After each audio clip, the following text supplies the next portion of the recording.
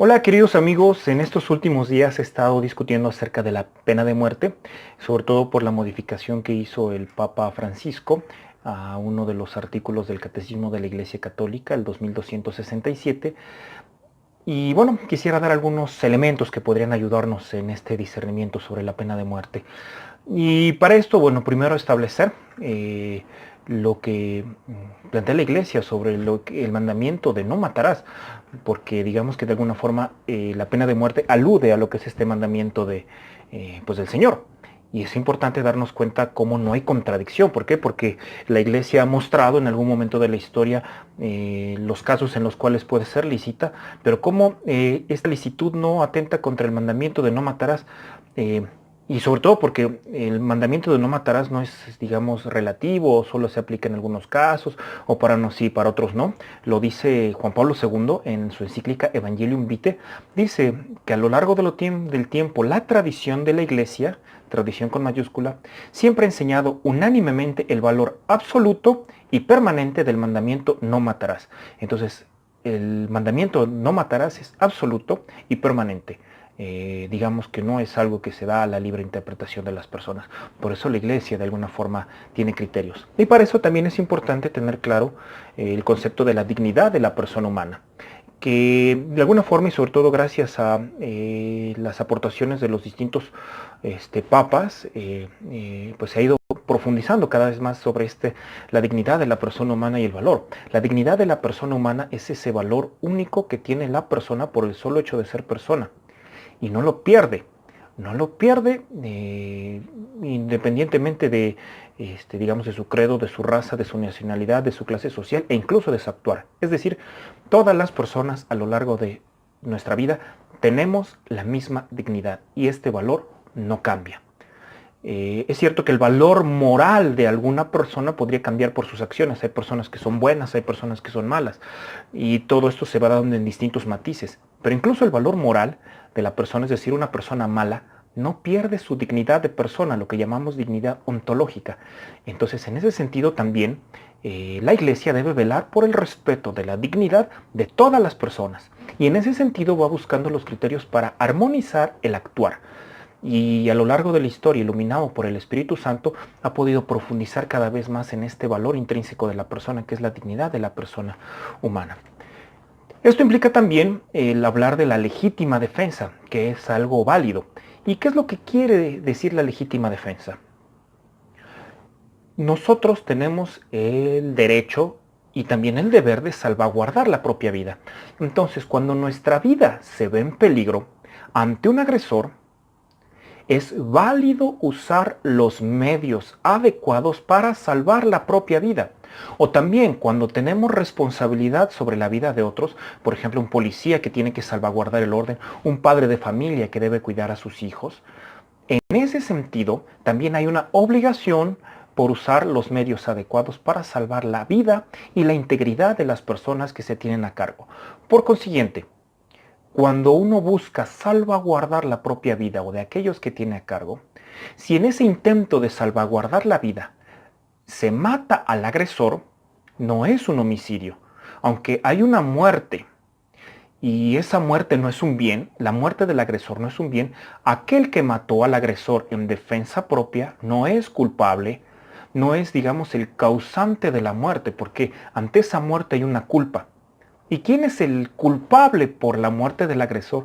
El agresor mismo que se expuso a una situación de peligro al tratar de quitar la vida de un inocente. Entonces, si por consecuencia de defender la vida o la vida de aquellos que tenemos a cargo muere el agresor, es válido, es lícito en cuanto a legítima defensa, porque la intención es salvaguardar la propia vida o la de los demás. Pero por ejemplo, cuando ya se ha terminado el peligro, cuando se ha logrado contener al agresor y cuando ya no hay peligro de la vida, no es válido matar al agresor, porque entonces no se quiere la muerte del agresor, no se busca la muerte del agresor, no es la finalidad de la legítima defensa, sino salvaguardar la propia vida. Entonces, ¿qué es lo que busca la legítima defensa? Salvaguardar la vida del inocente. Y de alguna forma también aplica esto para lo que es la pena de muerte, que lo que busca es salvaguardar la vida del inocente. Y a lo largo de la historia, digamos que se ha ido dilucidando, perdón, acerca de lo que es la pena de muerte, y que en este caso vemos en concreto que hay un cambio, lo que es lo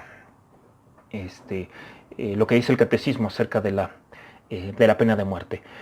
Es importante aclarar que no es la primera vez que se hace un cambio a este artículo del catecismo, no, ya había habido modificaciones. Por ejemplo, la segunda edición del catecismo de la Iglesia Católica, en ese mismo número, en el 2267, no habla como tal de la pena de muerte, se reduce a decir que si los medios incruentos bastan para defender las vidas humanas contra el agresor y para proteger de él el orden público y la seguridad de las penas, en tal caso, la autoridad se limitará a emplear solo esos medios porque ellos corresponden mejor las condiciones concretas del bien común y son más conformes a la dignidad de la persona humana. Entonces se sigue velando por la dignidad de la persona humana, pero no habla como tal de la pena de muerte. Incluso buscando en el índice temático no viene como tal la pena de muerte. Pero ya para la tercera edición del Catecismo de la Iglesia Católica, al parecer que fue el Papa Benedicto el que le tocó hacer estos cambios, no estoy seguro, eso sí lo aclaro, si alguien pudiera aclararlo sería también bueno, pero ya para la tercera edición ya empieza a hablar de la pena de muerte el catecismo, entonces ya hubo una modificación, no es la primera vez. Y entonces ya habla acerca de eso, de que la enseñanza tradicional de la Iglesia no excluye supuesta la plena comprobación de la identidad y de la responsabilidad del culpable el recurso a la pena de muerte, si esta fuera el único camino posible para defender eficazmente al agresor injusto, del agresor injusto a las vidas humanas, perdón. Después toma el párrafo que estaba en el anterior y después dice, hoy en efecto, como consecuencia de las posibilidades que tiene aquel que lo ha cometido sin quitarle definitivamente la posibilidad de redimirse, los casos en los que sea absolutamente necesario suprimir al reo suceden muy rara vez, si es que ya en realidad se dan algunos. Entonces ya esta evolución nos dice que efectivamente pues hay la licitud de la pena de muerte, pero solo en los casos cuando es la única forma de salvaguardar la vida de los inocentes. Entonces no es que se quiera la muerte del agresor, no es un decir, bueno, como mataste, entonces tu castigo es que mueras, porque entonces estaríamos aplicando la ley del talión, ojo por ojo, diente por diente. Mataste, muere. Y Jesucristo lo dijo. Antes se había dicho esto, ojo por ojo, diente por diente, pero Jesucristo no planteó como válido esto, sino amar a los enemigos. Entonces, ¿qué es lo que quiere la Iglesia con esto, siguiendo el mensaje de Jesucristo? Que incluso el agresor pueda redimirse, pueda convertirse, pueda arrepentirse, para vivir una vida de bien. Entonces es importante clarificar esto. La pena de muerte no debe ser tomada como un castigo o una venganza para el agresor, sino cuando es el único recurso para salvaguardar al inocente. Pero es entonces lo mismo de la legítima defensa. No se quiere matar al agresor, sino proteger al inocente. Entonces lo que se buscaría con la pena de muerte cuando es el único recurso es salvaguardar al inocente. Pero cuando hay otros medios incruentos para poder contener al agresor y salvaguardar la integridad, la seguridad y la vida del inocente, hay que tomar esos medios. No sería válido que pudiendo salvaguardar al inocente del agresor, se matara al agresor. E incluso este desarrollo, ya lo plantea el Papa Juan Pablo II, voy a leer lo que dice Evangelium Vitae acerca de tal cual de la pena de muerte. Dice, en este horizonte se sitúa también el problema de la pena de muerte respecto a la cual, tanto en la Iglesia como en la sociedad civil, una tendencia progresiva a pedir una aplicación muy limitada e incluso su total abolición. El problema se enmarca en la óptica de la justicia penal que sea cada vez más conforme con la dignidad del hombre, volvemos a este tema de la dignidad de la persona humana, y por tanto, en último término, con el designio de Dios sobre el hombre y la sociedad. En efecto, la pena que la sociedad impone tiene como primer efecto el de compensar el desorden introducido por la falta, es decir, un castigo implica el restituir una falta que hubo. La autoridad pública debe reparar la violación de los derechos personales y sociales mediante la imposición al reo de una adecuada expiación del crimen, es decir, la pena para que el criminal expíe su pena y se arrepienta. como condición para ser readmitido al ejercicio de la propia libertad. De este modo, la autoridad alcanza también el objetivo de preservar el orden público y la seguridad de las personas, no sin ofender al mismo reo, sin ofrecer, al mismo reo un estímulo para la ayuda a corregirse y enmendarse. Entonces, de inicio, ¿qué se tiene que buscar? Proteger al inocente y buscar que el reo se enmiende, y para eso vienen las penas. Es evidente que precisamente para conseguir todas estas finalidades, la medida y la calidad de la pena deben ser valoradas y decididas atentamente, sin que deba llegar a la medida extrema de la eliminación del reo, salvo en casos de absoluta necesidad. Entonces, no busca eliminar al reo, solo en los casos que haya una extrema necesidad. Así lo dice tal cual esta redacción de la Evangelium Vitae. Es decir, cuando la defensa de la sociedad no sea posible de otro modo. Si hay otro modo para defender a la sociedad, no es válida la pena de muerte, no es correcta. Hoy, sin embargo, gracias a la organización cada vez más adecuada de la institución penal, estos casos son muy raros, por no decir prácticamente inexistentes. Entonces ya prácticamente está buscando descartar la pena de muerte, la Evangelium Vitae, y ya después cita como válido lo que dice el catecismo. En esta misma evolución también Benedicto XVI habló sobre este tema.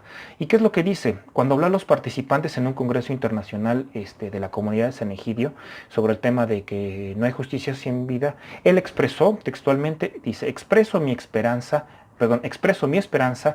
de que nuestras deliberaciones puedan animar las iniciativas políticas y legislativas promovidas de forma creciente en numerosos países para abrogar la pena de muerte y continuar el progreso sustancial realizado para conformar la ley penal con la dignidad humana de los detenidos y el efectivo mantenimiento del orden público. Entonces, nuevamente, respeto a la dignidad del criminal, pero buscar el orden público, buscar ese equilibrio. Y también dice, cuando escribe a la Iglesia de África, en Africae Munus, dice, junto con los miembros del sínodo, llamo la atención de los responsables de la sociedad sobre la necesidad de hacer todo lo posible para llegar a la eliminación de la pena capital, así como para reformar el sistema penal para que la dignidad humana del recluso sea respetada.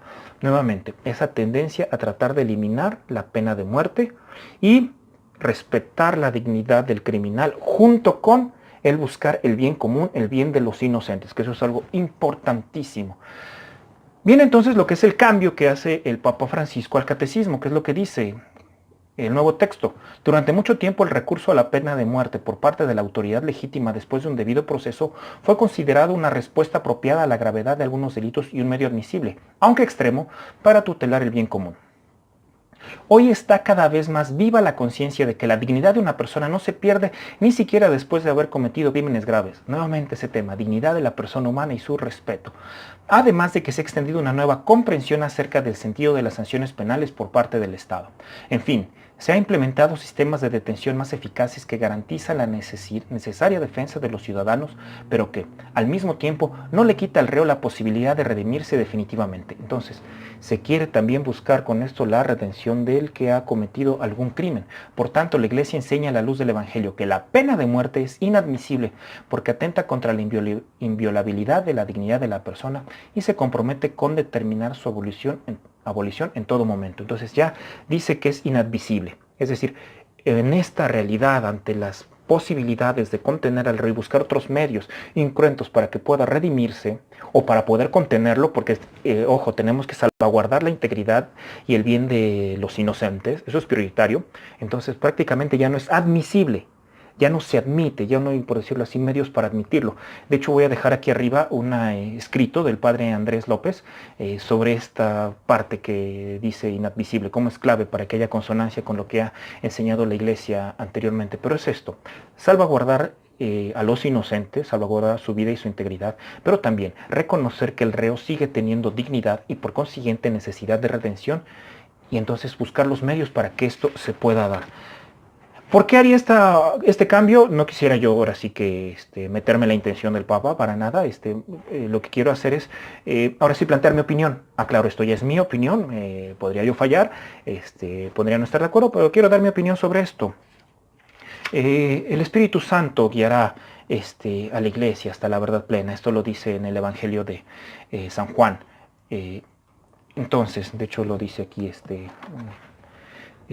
Juan 16, 13 dice, cuando venga el Espíritu de la verdad os guiará hasta la verdad completa, pues no hablará por su cuenta, sino que hablará lo que oiga. Entonces, de alguna forma sigue esta guía del Espíritu Santo en la iglesia y pues va guiando también al magisterio para que responda desde el Evangelio a las realidades actuales. Entonces, de alguna forma esta actualización puede ser una forma también de acción del Espíritu Santo sobre el magisterio, sobre qué es lo que quiere. Y digamos, ¿qué es lo que podría ayudar a este sentido? Dice el profeta Ezequiel en 2 momentos que dice, pues diles por mi vida, oráculo del Señor, Yahvé, que no me complazco en la muerte del malvado, sino que el malvado se convierta de su conducta y viva. Es decir, Dios no quiere la muerte del pecador, sino que viva, que se convierta y que viva. Entonces, en ese sentido es buscar efectivamente que el pecador pueda arrepentirse y viva. Y en un momento el buscar que es inadmisible es decir, bueno, es que en algunos casos la pena de muerte puede ser injusta. Puede pagar algún inocente por esto. De hecho, Cristo recibió esta injusticia. Cristo fue sentenciado injustamente a la pena de muerte y padeció una injusticia en la pena de muerte, pero también nos mostró la redención porque el ladrón que estaba junto a él, Dimas, fue perdonado. ¿Por qué? Porque se arrepintió y también había sido condenado a la pena de muerte. Es decir, Cristo mismo reconoció su dignidad y su valor de ladrón. No lo rechazó por haber sido un ladrón, sino que vio su arrepentimiento. Entonces nuevamente es ese buscar el arrepentimiento. Y yo creo que plantear que es inadmisible también ayuda en otro sentido, porque ante el planteamiento de que la Iglesia ha mostrado los casos en los cuales puede ser lícita, es posible que algunos creyentes cristianos promuevan la pena de muerte como algo ordinario, es decir, como una manera de deshacerse más fácil del criminal. Y aquí ya no es correcto, es decir, apelando que la Iglesia la ha aceptado en algunas circunstancias, se quiere plantear legislar para que sea ordinario. Entonces, aplicarla como como un castigo. Mataste, ahora mueres, o una forma más fácil de deshacerse del criminal. Pero esto no resuelve, digamos, el problema de fondo. O incluso decir es que hay corrupción en las cárceles y por eso los criminales se escapan y no pueden contenerlos. Pero incluso aplicando la pena de muerte no se resuelve este daño social ni este problema de corrupción que hay en el sistema penal. Lo que necesitamos es eso. También trabajar en un sistema penal más en orden a la dignidad de la persona. Entonces yo creo que el Papa declarara esto, que es inadmisible, es una forma de mostrar no es lícito, o más bien no es correcto, no es adecuado plantear la pena de muerte como una solución ordinaria, como algo que se aplique en un primer momento, y prácticamente por los sistemas penales que hay en la actualidad, pues ya no hay esa necesidad de admitir la pena de muerte. ¿Por qué? Porque hay que salvaguardar también la dignidad y la posibilidad de que pueda arrepentirse y convertirse para la vida eterna el agresor. Pero siempre salvaguardando también, y muy importante, la vida y la integridad de los inocentes, porque si el defender la vida, el no matarás, implica usar los medios lícitos para salvaguardar la vida del inocente y la integridad del inocente. Espero que esto pudiera clarificar un poco y pues me encomiendo sus oraciones y cuenten con las mías. Que Dios los bendiga. Viva Cristo Rey.